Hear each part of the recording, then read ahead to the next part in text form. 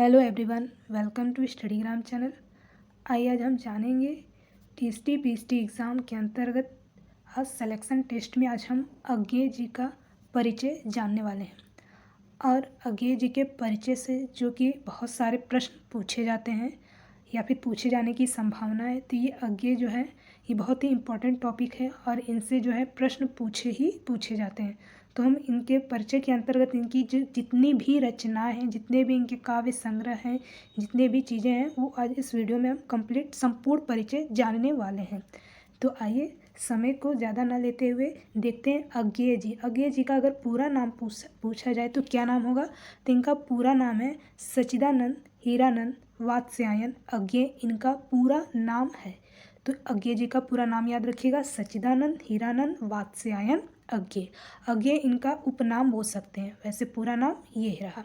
आगे देखते हैं, इनका जो जन्म माना जाता है वो 7 मार्च 1911 कुशीनगर में माना जाता है, अर्थात उत्तर प्रदेश के कुशीनगर 7 मार्च 1911 में इनका जन्म होता है। मृत्यु कब होता है? तो मृत्यु याद रखिएगा, इनकी जो मृत्यु निधन होता है वो 4 अप्रैल 1987 को नई दिल्ली में इनका मृत्यु होता है। 4 अप्रैल 1987 को इनका नाम पता चल गया, सच्चिदानंद वात्स्यायन। ठीक है, तो ये इनका नाम है सच्चिदानंद हीरानंद वात्स्यायन। इनका जन्म कुशीनगर यानी कि उत्तर प्रदेश के कसाया जिला में। ठीक है, पूरा ये भी परिचय जानते रहिएगा, कुशीनगर के किस जिले में हुए? तो कसाया जिला के देवरिया उत्तर प्रदेश में इनका जन्म हुआ। तो इस तरह से संपूर्ण परिचय के अंतर्गत जन्म के बारे में पूरी डिटेल्स है। आगे देखते हैं, इनका जो बचपन का नाम था, अज्ञेय जी का बचपन का नाम पूछा जाए तो क्या नाम है? सच्चा। ललित निबंधकार के नाम से अज्ञेय जी किस नाम से जाने जाते हैं? तो कुट्टी चातन के नाम से जाने जाते हैं। यानी बोल सकते हैं कि अज्ञेय जी जो हैं वो एक ललित निबंधकार के रूप में भी जानेंगे। ललित निबंधकार मतलब जो उनकी रचनाएं होते थे, उनकी जो रचनाओं में जो निबंध होते थे वे ललित होते थे, यानी कलात्मक चीज़ें होती थी, यानी उसमें सोच विचार तर्क इस चीज़ों का समावेश रहता था।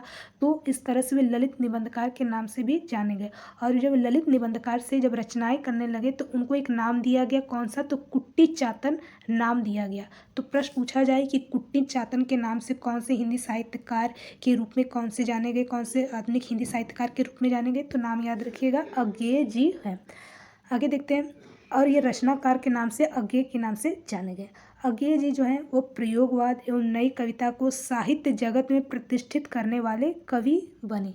तो अज्ञेय जी जो हैं वो ललित निबंधकार में कुट्टी चातन नाम से जाने गए और प्रयोगवाद में और नई कविता को साहित्य जगत में प्रतिष्ठित करने वाले पहले कवि यानी समृद्ध माने गए, अर्थात प्रसिद्ध हुए प्रयोगवाद के अंतर्गत और नई कविता के अंतर्गत। आगे देखते हैं, 1964 में इनको जो है 1964 ईस्वी में आंगन के पार द्वार पर साहित्य अकादमी पुरस्कार और 1979 यानी 1979 को कितनी नावों में कितनी बार पर भारतीय ज्ञानपीठ पुरस्कार भी इनको प्राप्त हुआ। तो ये चीज़ें याद रखिएगा कि इनको जो पुरस्कार है अर्थात साहित्यिक अकादमी पुरस्कार किस काव्य संग्रह पर कब दिया गया और ज्ञानपीठ पुरस्कार किस काव्य संग्रह पर कब दिया गया, तो ये चीज़ें जानते रहिएगा। तो साहित्य अकादमी पुरस्कार किस पर मिला? तो आंगन के पार द्वार पर 1964 में। ज्ञानपीठ पुरस्कार कितनी नावों में कितनी बार मिला? 1969 में, यानी कि 1979 बोल सकते हैं, 79 एक कम 80 होता है तो 1979 अर्थात बोल सकते हैं 1979 में। आगे देखते हैं, इनके जो उपन्यास है कौन कौन से उपन्यास अज्ञेय जी का है। तो इनके जो उपन्यास है, उपन्यास सबसे पहले शेखर एक जीवनी, एक महत्वपूर्ण इनकी उपन्यास रचना है शेखर एक जीवनी, और ये 2 खंडों में लिखा गया। पहला खंड लिखा गया 1941 में, कौन सी पत्रिका के अंतर्गत? तो सरस्वती प्रेस बनारस पत्रिका के अंतर्गत जो है शेखर एक जीवनी का प्रकाशन होता है। कब? 1941 में पहले खंड में। दूसरा होता है शेखर एक जीवनी का प्रकाशन होता है 1944 में, यानी सीधे 4 साल बाद 1944 में दूसरा खंड प्रकाशित होता है, वो भी सरस्वती प्रेस बनारस पत्रिका के अंतर्गत इसका प्रकाशन होता है। दूसरा उपन्यास आता है नदी के द्वीप, ठीक है ना, नदी के द्वीप, जो कि 1951 होता है। इसके बाद उपन्यास कौन सा है? तो चौथा है अपने अपने अजनबी। अपने अपने अजनबी कब लिखते हैं? तो 1979, यानी जब भारतीय ज्ञानपीठ पुरस्कार मिला तो इसी पर जो है किस पर मिला था? तो कितनी नाव में कितनी बार के काव्य संग्रह में ही अपने अपने अजनबी पर जो है 1979 में ही भारतीय ज्ञानपीठ काशी से इनको जो है यह इसका प्रकाशन होता है। फिर आगे लिखते हैं 12 खंबा, जो कि यह भी उपन्यास से संयुक्त कृति है, यानी संयुक्त कृति बोल सकते हैं कि 10 अन्य लेखकों के साथ एक प्रयोग प्रभात प्रकाशन में इसका जो है प्रकाशन करते हैं, यानी 10 अन्य लेखक रहते हैं एक साथ इसका जो है प्रकाशन करते हैं। क्या नाम रहा? तो 12 खंबा। तो 12 खंबा भी क्या है? इनका एक उपन्यास है। आगे देखते हैं छाया मेखल। छाया मेखल क्या है? तो छाया मेखल भी एक उपन्यास है जो कि प्रभात प्रकाशन दिल्ली में इनका यह पत्रिका में प्रकाशित होता है। सातवां देखते हैं बीनू भगत। बीनू भगत भी यह प्रभात प्रकाशन के दिल्ली में इसका प्रकाशन होता है।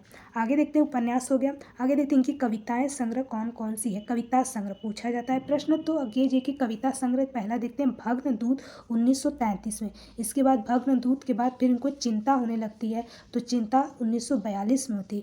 फिर चिंता के बाद इनको इत्यलम यानी इत्यलम होने लगता है तो 1946 में। फिर इत्यलम यानी चीज़ों को इत्यलम इति कर देते हैं, तो फिर वे कुछ देर तक जो है हरी घास पर क्षण भर के लिए ठहरते हैं। कहाँ पर? हरी घास क्षण भर ठहरते हैं इत्यलम के बाद 1949 में। बिल्कुल क्रमबद्धता के अनुसार चल रहे हैं। फिर उसके बाद बावरा अहेरी कब लिखते हैं? 1954 में ये कविता इनकी लिखी जाती है। फिर इसके बाद आता है इंद्रधनुष रौंदे हुए। बावरा अहेरी के बाद ये बावरा हो जाते हैं, बावरे हो जाते हैं, तो फिर बावरा अहेरी के बाद कुछ देर बाद इंद्रधनुष को रौंदते हैं। कब? 1957 में। फिर वो करुणा के प्रभाव में, अरियो करुणा प्रभाव, इनको लगता है कि मैं करुणा में डूब रहा, अरियो करुणा प्रभाव में का जो है उत्थान होता है 1951 में। फिर पुष्पकारिणी आता 1959 में। फिर आंगन के पार द्वार 1961 में। तो अंतिम कविता संग्रह देखिए 1961 है, आंगन के पार द्वार। आगे देखते हैं आंगन के पार द्वार पे इनको कौन सा पुरस्कार मिला, तो आप जानते रहिएगा आंगन के पार द्वार पे इनको मिला था साहित्य अकादमी पुरस्कार इनको प्राप्त हुआ, तो चीज़ें याद रखिए। आगे देखते हैं पूर्वा। पूर्वा जो है इनका कविता संग्रह है। कब? पूर्वा में जो है कौन कौन सी चीज़ें मतलब कविता संग्रह संकलित, तो भग्नदूत है, इत्यलम है, हरी घास पर क्षण भर और संकलन। तो ये कविता संग्रह के अंतर्गत इतनी कविताएं इसमें संकलित हैं। पूर्वा में कौन कौन सी कविताएं संकलित, तो भग्नदूत, इत्यलम, हरी घास पर क्षण भर। तो 1965 में। सुनहरे शेवाल 1966 में। कितनी नाव में कितनी बार 1967 में। क्योंकि मैं उसे जानता हूँ 1969 में। आगे सागर मुद्रा, तो सागर मुद्रा 1970 में। एक चीज़ जानते रहिएगा कि अगर पूछा जाए कि कितनी नाव में कितनी बार जो रचनाएं हैं कविताएं इसका प्रकाशन कब होता है, तो आप बताएंगे कब होता है, तो 1967 में होता है, 1967 में। अगर पूछा जाए कि कितनी नाव में कितनी बार पर यह पुरस्कार इनको कब मिला और जो है किस चीज़ पे मिला, तो ये पुरस्कार इनको ज्ञानपीठ पुरस्कार मिला और यह मिला था 1979 अर्थात 1989 में इनको ये पुरस्कार प्राप्त हुआ। और रचनाएं कब लिखा गया, तो 1967 में। तो इतना सा इसमें अंतर है। फिर इसके बाद है सागर मुद्रा 1970 में। पहले मैं सन्नाटा बुनता हूँ, ये 1974 में लिखा। महावृक्ष के नीचे 1977 में। नदी की बांक पर छाया 1981 में। तो इनकी पूरी जो है कविताएं हैं। आगे देखते हैं और से कौन सी कविताएं हैं, तो सदा नीरा, जो कि 2 खंडों में लिखा गया 1984 में। 2 खंडों में लिखा गया सदा नीरा। ऐसा कोई घर आपने देखा है 1986 में लिखा। मरुस्थल जो है 1995 में लिखा। आगे 21 है 21वां है कि कारावास के दिन तथा अन्य कविताएं। अज्ञे जी की कविताएं जो है अंग्रेजी कविताओं का अनुवाद करते हैं, कारावास के दिन। ठीक है, तो ये इसका अंग्रेजी में जो है इस कविताओं का अनुवाद करते हैं अज्ञे जी। आगे देखते हैं कविताएं हो गया। आगे देखते हैं इनकी लंबी रचनाएं कौन कौन सी है। लंबी रचनाएं तो देखिए असाध्य वीणा इनकी जो है लंबी रचना, ये जो कि नेट में भी लगा है आपको पता है, तो असाध्य वीणा है अज्ञे जी की सबसे लंबी रचना मानी गई। चुनी हुई रचनाओं का संग्रह भी, यह भी लंबी रचनाओं के अंतर्गत आता है। पूर्वा जो है इसमें कई सारी कविताएं हैं, तो यह भी एक लंबी रचनाओं के अंतर्गत आती है 1965 में। सुनहरे शेवाल भी एक लंबी रचना है, इसमें भी कई सारे कविता संग्रह तो 1965 में लिखा गया। अज्ञे काव्य स्तवक जो है यह भी इनका एक कविता संग्रह है जो कि 1995 में लिखा गया 1995 में। सन्नाटे का छंद, यह भी लंबी कविता है, कविता संग्रह के अंतर्गत अज्ञे जी का है सन्नाटे का छंद। अब देखते हैं कविताएं कौन कौन सी इनकी प्रमुख है, तो उड़चल हारिल लिए हाथ में एक ओछा तिनका, जानते हैं, तो ये उड़चल हारिल भी अज्ञे जी का है। उषा दर्शन भी अज्ञे जी का है। कलगी बाजरे की, यह भी जो एक महत्वपूर्ण कविता है, कलगी बाजरे की। ठीक है, यानी बाजरे का जो होता है ना उसका जो है बहुत ही सुंदरता इसमें वर्णन करते हैं। अज्ञे जी का बहुत अच्छी कविता है। यह दीप अकेला इसे नीरो जलने दो, तो यह भी अज्ञे जी की कविता है। सांप, यह भी जो है अज्ञे जी की एक महत्वपूर्ण कविता है जो कि आपको नेट में भी यह भी आपको दिखाई देगी। तो ये इनकी जो है महत्वपूर्ण कविताएं याद रखिएगा उड़चलहारी, उषा दर्शन, कलगी बाजरे की यह दीप अकेला और सांप। आगे देखते हैं कविताएं हो गई। हाइकू देखते हैं, हाइकू जो कि एक जापान से संबंधित जो है अनुवाद करके इसका लिखते हैं हाइकू। तो हाइकू में कौन कौन सी इनकी जो है अनुदित रचनाएं हैं, तो याद रखिएगा मात्सुओ, एक सेकेंड, कौन कौन सी हाइकू में इनकी अनुदित रचनाएं, तो मात्सुओ बाशो का हाइकू अज्ञे द्वारा ये अनुदित, जापान में अनुदित रचनाएं हैं। चिड़िया की कहानी यह भी अनुदित है, अज्ञे जी का हाइकू के अंतर्गत आता है। और सोन मछली भी अज्ञे जी की अनुदित रचनाएं। आगे देखते हैं सप्तक संग्रह, यानी कौन कौन से इन्होंने सप्तकों का संग्रह करते हैं प्रयोगवाद के अंतर्गत। जानते रहिएगा कि प्रयोगवाद के अंतर्गत जो है, प्रयोगवाद के अंतर्गत अज्ञे जी इसके प्रवर्तक माने जाते हैं और इसी प्रयोगवाद के अंतर्गत सप्तक संग्रह का इसमें जो है प्रकाशन करते हैं। तो कुल सप्तक संग्रह कितने, तो याद रखिएगा कुल सप्तक संग्रह 4 हैं, ठीक है ना, 1 2 3 4, तो 4 इनके सप्तक संग्रह प्रयोगवाद के अंतर्गत। पहला बोल सकते हैं तार सप्तक, 1943 में इसका प्रकाशन होता है अज्ञे जी के द्वारा। दूसरा सप्तक कब आता है, तो 1951 में। ये सन याद रखिएगा क्योंकि पूछे जाते हैं, हर बार सप्तक से प्रश्न पूछे जाते हैं, तो ये जो है सन इसका याद रखिएगा। तार सप्तक 1943, इसका नाम यही है। इसको हम ये नहीं बोल सकते कि प्रथम तार सप्तक, इसको पहला बोलेंगे क्या है, तार सप्तक, ठीक है। दूसरा सप्तक, अब इसको दूसरा तार सप्तक ना बोलकर केवल क्या बोलेंगे, दूसरा सप्तक, इसमें तार हट जाएगा, तो दूसरा सप्तक 1951 में लिखते हैं। तीसरा क्या है, फिर तीसरा सप्तक में भी देखिए तार नहीं लगाए, तो तीसरा सप्तक कब लिखते हैं, कब इसका प्रकाशन होता है, तो 1959 में, फिर 1959 में तीसरा सप्तक का प्रकाशन होता है। फिर चौथा सप्तक 1979 में होता है, ठीक है। तो इस तरह से 4 सप्तकों का प्रकाशन प्रयोगवाद के अंतर्गत होता है। अब देखते हैं नाटक कौन से इनके, तो देखिए एक ही इनके जो है प्रमुख नाटक हैं। कौन से नाटक हैं, तो अज्ञे जी का जो नाटक है याद रखिएगा उत्तर प्रियदर्शी 1967 में लिखा गया। तो उत्तर प्रियदर्शी किसका है, तो अज्ञे जी का है। आगे देखते हैं कहानी संग्रह, कौन कौन सी इनकी कहानियाँ, ये भी देख लेते हैं। तो कहानी संग्रह में अज्ञे जी की जो कहानियाँ हैं, पहले देखेंगे विफथगा जो कि 1937 में, परंपरा 1944 में, अमर वल्लरी और अन्य कहानियाँ, यह जो है कि यह भी इनकी कहानी है। कड़ियाँ तथा अन्य कहानियाँ भी हैं। कठोरी की बात 1945 में, शरणार्थी जयदोल, शरणार्थी लिखा गया 1948 में, जयदोल 1951 में। तो इनमें से देखिए कौन कौन सी महत्वपूर्ण कहानी आपको बता दूं, तो विफथगा याद रखिएगा, परंपरा और शरणार्थी, जयदोल, और आगे है बस इतने जो है कुछ 3-4 कहानियाँ, कहानी संग्रह याद रखिएगा, ठीक है। और ये 13 प्रतिरूप भी जो है इनके कहानी संग्रह के अंतर्गत आते हैं। आगे देखते हैं यात्रा वृत्तांत, इनकी कौन कौन सी यात्रा वृत्तांत वाली रचनाएं, यानी अज्ञे जी भी जो है बहुत यात्रा करते हैं, यात्राओं का ये वर्णन करते हैं। तो यात्रा वृत्तांत इनकी जो प्रमुख रचनाएं कौन कौन सी हैं, तो 3 इनकी प्रमुख रचनाएं याद रखिएगा, कौन कौन सी, तो अरे यायावर रहेगा याद 1953 में, ठीक है। तो यात्रा वृत्तांत के अंतर्गत अरे यायावर रहेगा याद, यह यात्रा वृत्तांत विधा के अंतर्गत आएगी, ठीक। तो 1953 एक बूथ सहसा उछली, यह भी क्या है, कौन सी विधा से, तो यात्रा वृत्तांत 1960 में। तो ये 2 महत्वपूर्ण याद रखिएगा, ये तो हमेशा पूछा जाता है, अरे यावर याद रहेगा, एक बूथ सहसा उछले, तो 1960 में। एक याद यह भी रखिएगा बहता पानी निर्मल, यह भी क्या है, तो बहता पानी निर्मल, तो यह भी एक यात्रा वृत्तांत विधा के अंतर्गत इनकी रचनाएं आएंगी। आगे देखते हैं कौन कौन सी इनकी जो प्रमुख डायरियाँ हैं, तो प्रमुख डायरियाँ भवंती है, अंतरा है, शाश्वती, शेषा। तो ये 2 याद रखिएगा, भवंती अंतरा मुख्य है, तो भवंती अंतरा इनकी मुख्य डायरी, शाश्वती शेषा भी हो सके तो याद रखिएगा।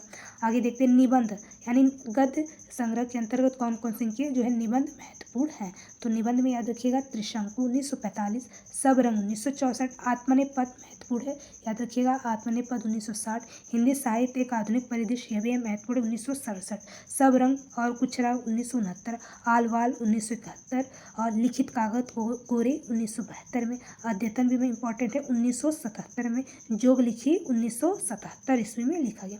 आगे देखते हैं कौन से, तो 10वां जो है गद्य में निबंध संग्रह संवत्सर, नेशनल पब्लिक हाउस, स्रोत और सेतु, व्यक्ति और व्यवस्था, अपरोक्ष क्या है, अपरोक्ष, अपरोक्ष 1979 में, युग संधियों पर 1981, धारा और किनारे 1982 में, ठीक है। और आगे है धारा और किनारे 1982, फिर है स्मृति लेखा 1982, कहाँ है द्वारिका 1982, छाया का जंगल 1984 में लिखा गया, अ सेंस ऑफ टाइम यह 1981 में। आगे स्मृति छंदा जो है यह भी 1989 में। आत्मपरक, ये इंपॉर्टेंट है, आत्मपरक निबंध संग्रह के अंगत 1983, केंद्र और परिधि 1984। आगे देखते कौन कौन सी इनकी जो है पत्रकारिता है, पत्रकारिता के अंतर्गत कौन कौन सी जो आते हैं। तो 1936 ईस्वी में कुछ दिनों तक आगरा के समाचार पत्र सैनिक संपादक के मंडल के रूप में जो है पत्रकारिता का कार्यभार देखते हैं। फिर 1937 से 1939 में विशाल भारत के संपादकीय विभाग में कुछ दिन ऑल इंडिया रेडियो में भी जो है कार्यभार इसका संभालते हैं, कार्यभार देखते हैं किसमें, तो ऑल इंडिया रेडियो में, ठीक है ना, विशाल भारत के संपादकीय विभाग में, जो कि ऑल इंडिया रेडियो सबसे बड़ा जो है भारत का विशाल संपादकीय विभाग माना जाता है ऑल इंडिया रेडियो। तो उसमें भी जो है 1937 से लेकर के 1939 तक कार्य करते हैं। फिर 1946 से प्रतीक पत्रिका का संपादन करते हैं कौन, अज्ञे जी।